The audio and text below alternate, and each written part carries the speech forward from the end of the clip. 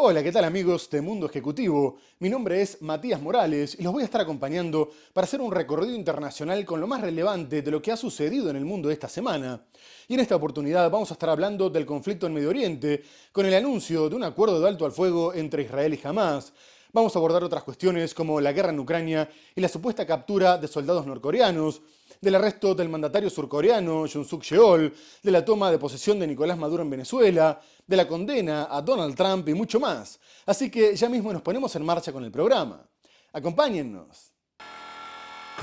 Los últimos ataques aéreos israelíes sobre Gaza mataron en diferentes puntos de la franja al menos a 56 personas en 24 horas. Ucrania ha sido expulsada casi por completo de Kurayove, una ciudad estratégica del Donbass. Dejó más de 500.000 de muertos, provocó la huida de millones de personas y fragmentó el país. Policías y agentes anticorrupción surcoreanos intentaron sin éxito arrestar el viernes al presidente suspendido Yoon Suk Yeol. Y que el crítico como la UE está en contra del apoyo occidental a Ucrania y las sanciones a Rusia.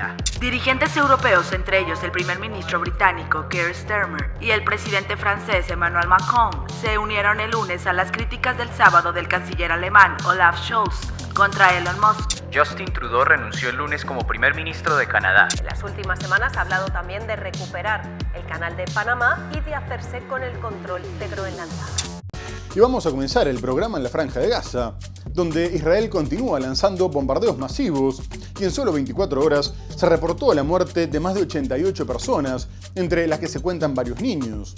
Además, generó polémica ya que una de las áreas atacadas había sido designada como zona humanitaria por las propias autoridades israelíes, que a su vez anunciaron el fin de la operación contra el hospital Kamal Adwan, al norte del enclave, y comunicaron que habían arrestado a su director médico para interrogarlo, tras afirmar que habían detectado un centro de mando de Hamás.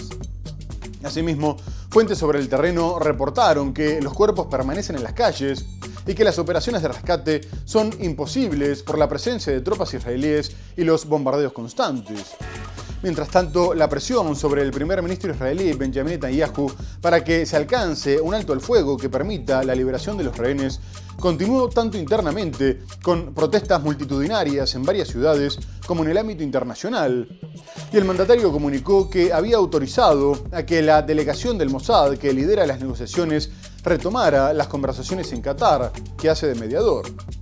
Por su parte, el ministro de Defensa, Israel Katz, les aseguró a las familias de los rehenes que estaban haciendo todo lo posible para recuperarlos con vida, aunque la relación entre los familiares y el gobierno está completamente rota.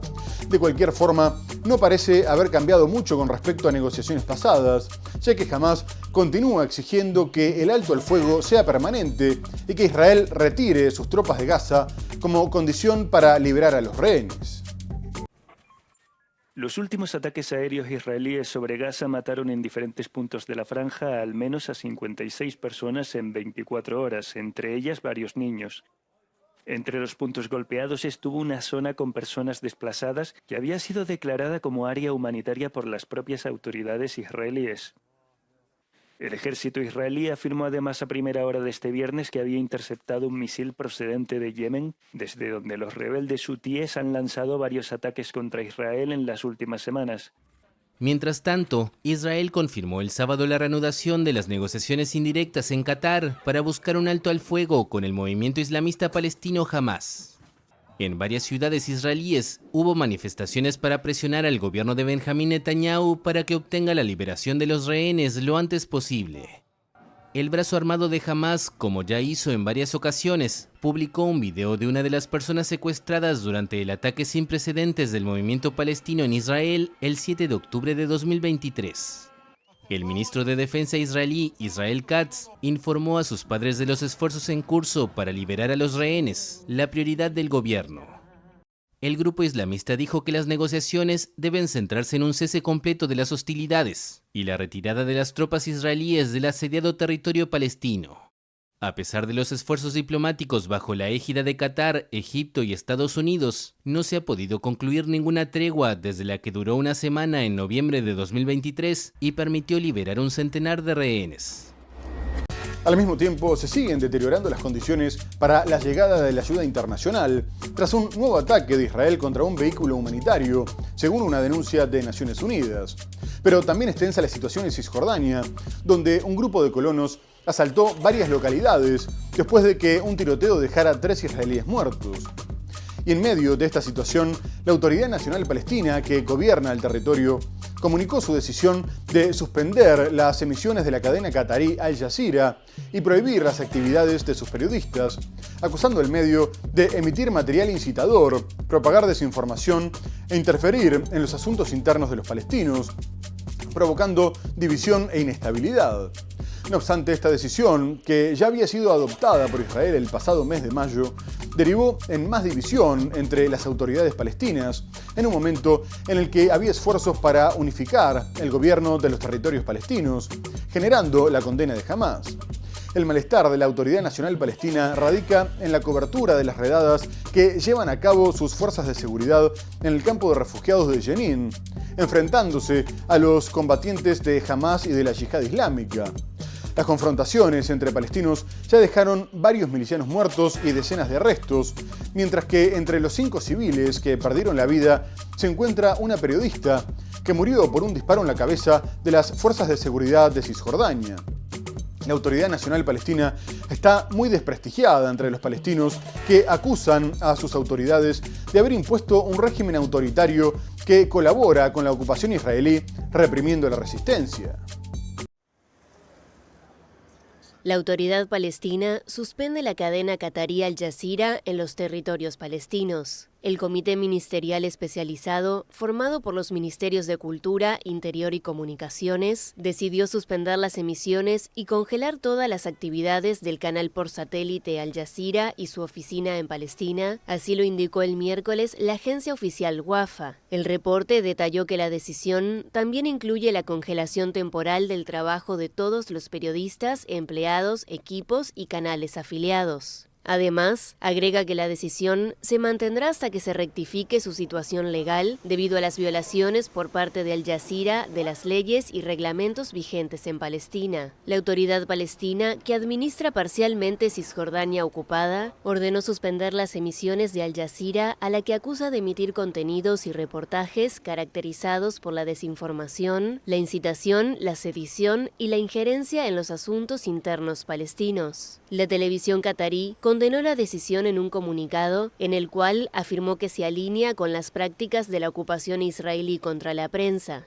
Además, acusó a la autoridad palestina, presidida por Mahmoud Abbas, de intentar disuadir a Al Jazeera de cubrir la escalada de eventos en los territorios palestinos ocupados, incluyendo Jenin y el campo de refugiados aledaño. Hamás, gran rival del Fatah de Abbas, condenó la decisión de suspender la cadena. La Yihad Islámica, aliada de Hamás en la Franja de Gaza, también condenó la decisión. Y ahora quisiera dejar de lado el conflicto en Medio Oriente para hablar de Ucrania, donde en los últimos días Rusia completó la toma de Kurajove, una de las ciudades más importantes del sur de Donetsk en términos estratégicos y por la que venía luchando desde hace varios meses. Y ahora continúa su avance hacia Andriivka, lo que le abriría paso hacia los límites del Oblast. Pero además, las tropas rusas están a punto de capturar completamente la gran ciudad de Toretsk, siguen rodeando Velika Novosilka y se acercan a Pokrovsk, buscando cortar 2 carreteras vitales para los suministros. Sin embargo, lo más importante de la semana fue el intento ucraniano de contraatacar en la región rusa de Kursk, con varias caravanas de vehículos que intentaron abrirse paso hacia el noreste de la zona que ocupan hace 5 meses.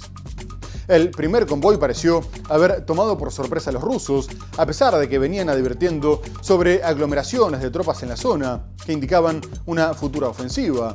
Pero enseguida bloqueó el paso y cuando Ucrania lanzó el resto de las caravanas, ya los estaban esperando, por lo que se informó que habían jugado el tiro al blanco con sus drones y Ucrania tuvo pérdidas masivas de hombres y de equipo militar. A su vez, la imposibilidad de recibir refuerzos hizo que las tropas que habían penetrado en un principio quedaran aisladas y muchas se rindieran. El mandatario ucraniano Volodymyr Zelensky había anunciado el inicio de la contraofensiva y dijo que habían podido eliminar un batallón con soldados norcoreanos, a pesar de que sigue sin probar la presencia de estos en el campo de batalla. Ucrania ha sido expulsada casi por completo de Kurayove, una ciudad estratégica del Donbass. Mientras tanto, las fuerzas de Kiev hacen presión en una nueva ofensiva en el sur de Rusia. 5 meses después de romper en Kursk, ha reanudado este lunes su ofensiva para adentrarse aún más en el país, si bien han perdido una ciudad clave en el este de Ucrania, aunque la magnitud de esta renovada ofensiva sigue sin estar clara. Autoridades rusas e ucranianas confirmaban intensos combates el domingo por la noche. Este ataque, dice, forma parte integral de las operaciones de combate de las unidades de las fuerzas de defensa ucranianas que están llevando a cabo operaciones de combate en el territorio de la Federación de Rusia, es lo que indica escuetamente el Estado Mayor del Ejército ucraniano en un comunicado publicado en Telegram. En una primera versión del mismo, que apareció unos minutos antes, se podía leer que las fuerzas terrestres de Ucrania están iniciando actualmente nuevas operaciones ofensivas en Kursk, una formulación que posteriormente fue eliminada. El presidente ucraniano Volodymyr Zelensky afirmó el sábado que las fuerzas rusas perdieron hasta un batallón de infantería durante los combates librados esta semana en la región de Kursk. En un discurso pronunciado por la noche, Zelensky afirmó que el batallón incluía tanto soldados norcoreanos como paracaidistas rusos. Añadió que las bajas se produjeron predominantemente durante 2 días de combates la semana pasada. Головком доповів також по ситуації в Курській області, зокрема, в боях сьогодні та вчора в районі тільки одного села Махновка на Курщині російська армія втратила до батальйону піхоти північно-корейських солдатів і російських десантників. І це відчутно. Desde que se vio sorprendida por la incursión relámpago ucraniana, Rusia ha acumulado más de 50.000 soldados en la región, incluidos algunos de su aliado Corea del Norte. Los rusos aseguran que lo que se ha visto en los últimos días en la región de Kursk es solo el comienzo de una operación mayor por parte de Ucrania. Pero ante los importantes reveses, incluso el Ministerio de Defensa ucraniano borró los comunicados sobre las operaciones ofensivas. De cualquier forma, la situación para Ucrania fue todavía peor en la región rusa, ya que no solo fueron expulsados de las localidades donde habían atacado, sino que los defensores dieron comienzo a una nueva etapa de sus contraataques en varios puntos del territorio, avanzando en el noreste hacia Ruskoe-Porezhnoe, acercándose al norte hacia Malaya Lognia, al este avanzando hacia Sucha y al suroeste hacia Nikolai Darino.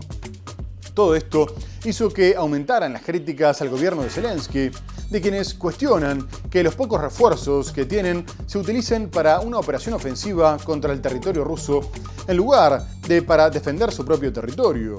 Hace varios meses que se asegura que la operación sobre Kursk fracasó porque no obligó a Rusia a retirar a sus tropas del Donbass y que solo pretende favorecer la posición ucraniana ante una eventual negociación, mientras persigue fines propagandísticos y busca recuperar la moral de las tropas.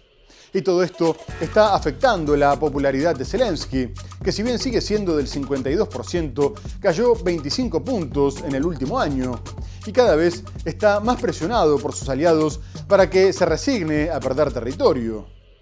Y mientras tanto, los ataques con drones continúan a ambos lados, con decenas de derribos incluso en San Petersburgo, mientras que Rusia apuntó contra 10 regiones ucranianas.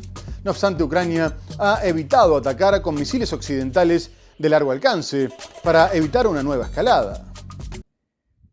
En la noche del 4 de enero, las defensas rusas interceptaron 16 drones ucranianos que tenían como objetivo 5 regiones, entre ellas San Petersburgo. Según el Ministerio de Defensa ruso, en la región de Leningrado fueron derribados 3 drones, uno de los cuales tenía como objetivo el puerto marítimo de Ust-Luga. El aeropuerto de Pulkovo, en San Petersburgo, impuso restricciones de vuelo en 2 ocasiones durante la noche, lo que obligó a desviar 20 vuelos a aeropuertos alternativos. En la región de Belgorod, un ataque con dron hirió a un residente y dañó varias viviendas, líneas eléctricas y un gasoducto. Las autoridades ucranianas también informaron de amplios ataques rusos con drones el 3 de enero, dirigidos contra 10 regiones y causando víctimas, entre ellas la muerte de una joven en la región de Kiev.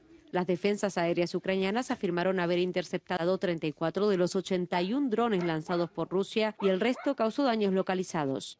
Y mientras tanto, la mayoría de los ucranianos sigue apoyando al presidente Volodymyr Zelensky en su actuación tras casi 3 años de guerra, pero esta cifra está cayendo bruscamente en 2024, es lo que apuntaban los resultados de un sondeo publicado este martes por un instituto especializado de Kiev, según recoge la agencia AFP. El Instituto Internacional de Sociología de Kiev realizó una encuesta telefónica a 2.000 personas que viven en territorio controlado por Ucrania entre el 2 y el 17 de diciembre, aproximadamente un mes después de la victoria de Trump en las elecciones de Estados Unidos, que además revivó especulaciones sobre posibles conversaciones de paz con Moscú. Según los resultados, a finales de 2024 el 52% de los ucranianos encuestados afirmaba confiar en Zelensky, una cifra que había caído bruscamente desde finales de 2023, que era del 77%. Esto refleja una pérdida de apoyo al presidente ucraniano tras casi 3 años de guerra con Rusia. Y ahora quisiera pasar página de la guerra en Ucrania, porque mientras tanto, Francia y Alemania enviaron a Damasco a sus ministros exteriores Jean-Noël Barrot y Annalena Baerbock, en la que fue la primera visita de representantes de la Unión Europea a Siria tras la caída del gobierno de Bashar al-Assad. Y estos se reunieron con el nuevo líder, Ahmed al-Sharaa, a pesar de que su facción, Hayat Tahrir al-Sham, es considerada por muchos como una organización terrorista, incluso por Estados Unidos, ya que fue una rama de Al-Qaeda, aunque hace años que rompió con la organización e intenta mostrarse más moderada. Occidente había celebrado la caída de al-Assad y quiere darle una oportunidad a las relaciones con el nuevo gobierno de facto, por lo que los enviados europeos se mostraron dispuestos a brindar asistencia a un país que estuvo en guerra durante 13 años y pidieron que hubiera una transición hacia la democracia, que fuera inclusiva y que respetara a las minorías, aunque su postura estuvo dominada por la prudencia, a la espera de los pasos que dé el nuevo gobierno. Y Baerbock afirmó que sabían la ideología que tuvo la organización y lo que habían hecho en el pasado, por lo que un nuevo comienzo en las relaciones solo podría tener lugar si se rechazaba el extremismo. No obstante, los ministros afirmaron que escuchaban los deseos de moderación y que valoraban las conversaciones con otros grupos en un intento de llevar estabilidad y acabar definitivamente con el conflicto. Poco antes visitaron la prisión de Sednaya, un símbolo de la represión de al-Assad, y prometieron ayudar a brindar justicia a los miles que la padecieron. Los jefes diplomáticos de Francia y Alemania se reunieron el viernes con el nuevo dirigente de Siria. El encuentro, desarrollado en Damasco, es el primero de este nivel entre altos cargos de grandes potencias occidentales y Ahmad al-Sharaa, líder del grupo islamista Hayat Tahrir al-Sham, que tomó el poder el 8 de diciembre tras liderar una ofensiva rebelde que condujo a la caída del gobierno de Bashar al-Assad. El francés Jean-Noël Barrot y la alemana Annalena Baerbock insistieron en la necesidad de una transición pacífica e inclusiva. Hace unas semanas surgió una nueva esperanza, la esperanza de una Siria soberana, estable y en paz. Y debemos esta esperanza a la determinación y la movilización de los sirios, a quienes quiero saludar aquí. Es una esperanza frágil, pero es una esperanza real. Y por eso Francia estará al lado de los sirios como lo ha hecho durante 13 años desde la revolución para garantizar que esta esperanza se haga realidad.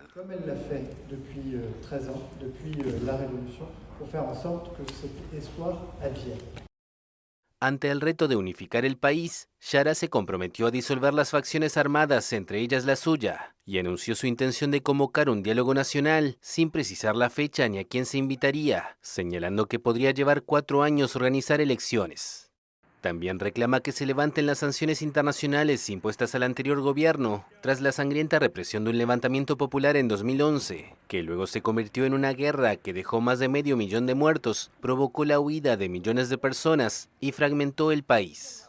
Y las nuevas autoridades sirias también pidieron un gesto por parte de Estados Unidos, reclamando el levantamiento de las sanciones que impedían la recuperación del país, aumentaban la inestabilidad y perjudicaban directamente a la población. Y Washington, que ya había cancelado la recompensa de $10 millones por el ahora líder sirio Ahmed al-Sharaa, aceptó relajar las restricciones para la entrega de ayuda humanitaria, lo que fue interpretado como la voluntad de darle una oportunidad al gobierno del ex yihadista, aunque por ahora sí levantara el grueso de las sanciones. Las medidas tomadas por el Tesoro estarán vigentes durante 6 meses, aunque se aclaró que se podría dar marcha atrás en cualquier momento si las condiciones sobre el terreno empeoraban en materia de derechos humanos. De esta manera, ahora Estados Unidos podrá llevar a cabo algunas transacciones financieras con el nuevo gobierno e incluso permite la venta de energía. Además, el subsecretario del Tesoro, Wally Adeyemo, destacó que las organizaciones humanitarias podrían trabajar con mayor comodidad en el abastecimiento de servicios esenciales. La intención de Estados Unidos es mejorar la situación de la población sin perder de vista los pasos que tome el gobierno, aunque Al-Jarrah ya adelantó que la convocatoria de elecciones podría llevar varios años. A su vez, Siria envió una delegación a Qatar integrada por el ministro de Exteriores, Asad al-Shaibani, el ministro de Defensa, Marhaf Abu Qarra, y el jefe de la inteligencia, Anas Hattab, con el objetivo de ir ganando reconocimiento internacional.